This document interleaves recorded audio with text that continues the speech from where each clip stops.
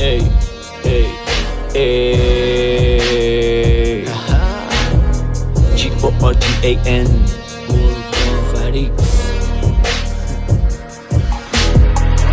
داشت یا دورم از روی گنگ منو بگیری تو سولاخی دنگ بزنی فکتو که میکنی چپ مپ چی میگی ها تفریق و جمع وقتی جون تامون پیشی دست کیری خز نیستین تو دیدم بالا ببین اینجا دراز پیشم با این کسچه را ارزانه بشم نه فیلیپی فکت اکت فری منه که همیشه تک یه چیزایی دیجی و مست شرکی هرکی داشت نداره تخم شب کسی یا جلومون لخته راست قده سیم مفتو کلفته کیری کاریاتم واسمون نفته جفت قایه خواد زد در جفتش میرن اما بالان زد میکنن ببینن آتی سر صبح زیر بلان زدم گیج نمیبینه چشام میگن شکاکی از بیتلان جوجه جهان زیر فشار بودو که داری تو راه زیاد نخرین از این کونی ها بار خیار من که مخلصه همه داشیام همه متصل فرکانسیاش نگه چیزی نیست جیبات از رو فیس زدی فاز 69 بخوا با لمی در اون چوکسیاشه توه چپ با قرصیا شب برنام از بار بیا بیچی که خون ازمون مثل زامون بیلا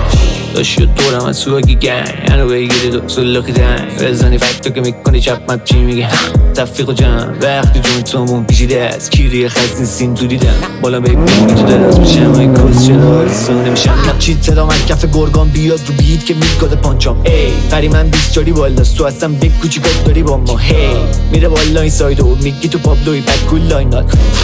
سوار سایی پاپا فازشو نگی که حاجی بای با گازشو میگیریم با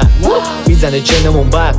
اینا که لاک کارن همه فق مثل نایک و صندله رو ترکا میزنن کله کاری کنی با سیم ما سم داره شما که لاک کاری نمیشه تو پیچی گلن ناجی این بره رفقا دسته دسته چشامون خط خطه گاییدیم نصف به نصرش گرفتن دورو برم شک من حال کلیتی کم شه حتی اگه صد رو هم بشن رد میشم هر روتون فری من کارشو بلده